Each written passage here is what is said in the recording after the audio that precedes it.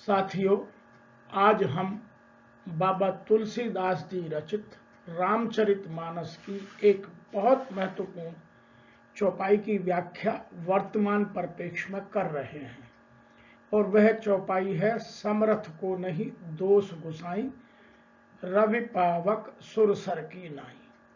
और इसका वर्तमान में सबसे ज्यादा मिसयूज किया जा रहा है। हर कोई इस चौपाई का गलत अर्थ निकालकर, इसे गलत जगह फिट कर, गलत उदाहरण देकर हम सबको गुमराह कर रहे हैं।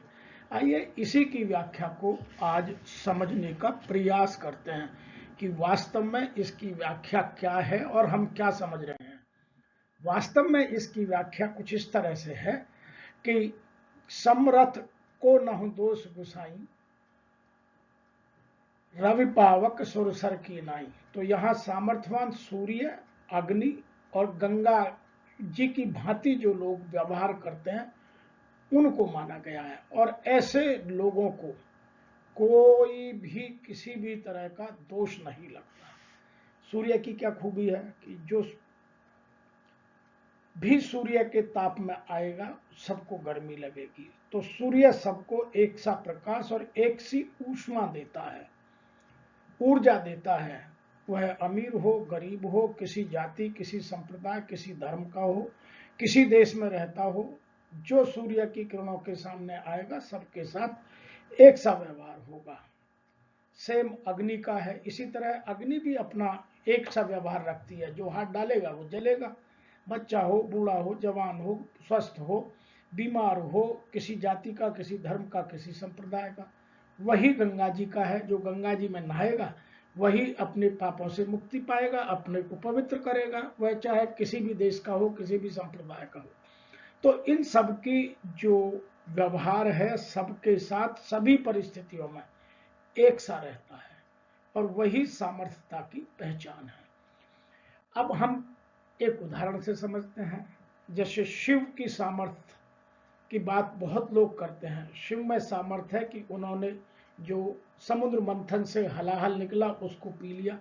आज कोई मानव पी कर दिखाए, 1 मिनट में मृत्यु हो जाएगी, लेकिन शिव ने पिया और आज भी अमर है। तो ये उनकी सामर्थ्य थी। आज के लोगों में सामर्थ्य है नहीं, लेकिन सामर्थ्यवान बने घूम रहे हैं। वह इसका दुरुपयोग है।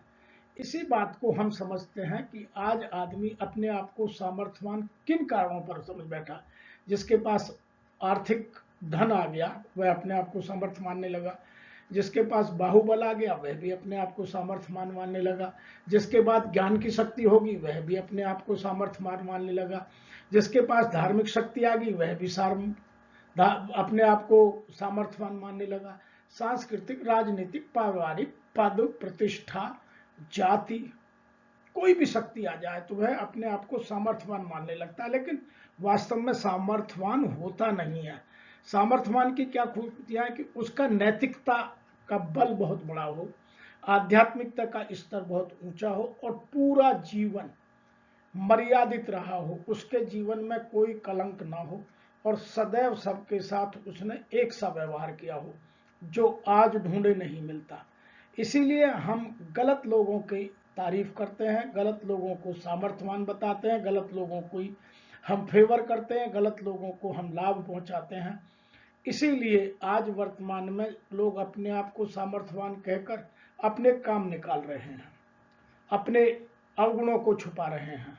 यह पूर्णतः वर्जित है, क्योंकि हम इस लोक में तो बच जाएंगे, लेकिन जो परलोक है, जो ईश्वर लोक है, उसमें जाकर सबको सजा मिलेगी।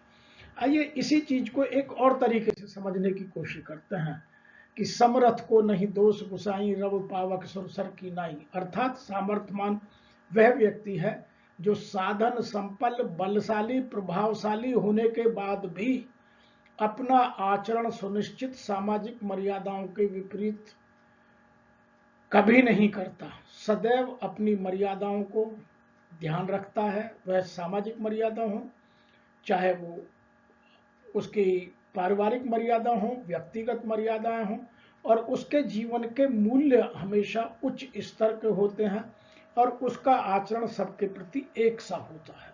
वह आदमी सामर्थ्यवान कहलाने के योग्य बन पाता है। आज मुझे कोई सामर्थ्यवान नहीं निकलता, आज मुझे कोई दूर दूर तक सामर्थ्यवान नहीं दिखता, लेकिन सब अपने आप को सामर्थ्यवान कहकर अपना अपना लाभ उठा रहे हैं। इसीलिए हमको जरूरत है इस प्रश्न पर सोचने की, क्या कानून सिर्फ कमजोरों को दंडित करने के लिए है? जो लोग मैंने आपको अभी बताए आर्थिक रूप से पद के ऊपर या राजनीतिक रूप से बहुत बलशाली है, उन सबको दंड नहीं मिलता। यह सामर्थ्यता के सिद्धांत के बिल्कुल खिलाफ है। वो सामर्थ्यवान नहीं है, लेकिन हम उन्हें सामर्थ्यवान मानकर छोड़ रहे हैं। यह सर्वथा अनुचित है। क्या मेरा उत्तर ये सही है? यह आपके लिए प्रश्न है। इसीलिए वर्तमान में हमें सामर्थ्यवान के रूप को समझना और उसी का ही महिमा मंडन करना, उसी के गुणगान करना जरूरी है। अन्यथा सब ये लोग समय के साथ बदलते हैं, इनमें से कोई सामर्थ्यवान इस परिभाषा के अनुरूप नहीं है। आज इतना ही, फिर शीघ्र मिलेंगे। तब तक के लिए आप सभी को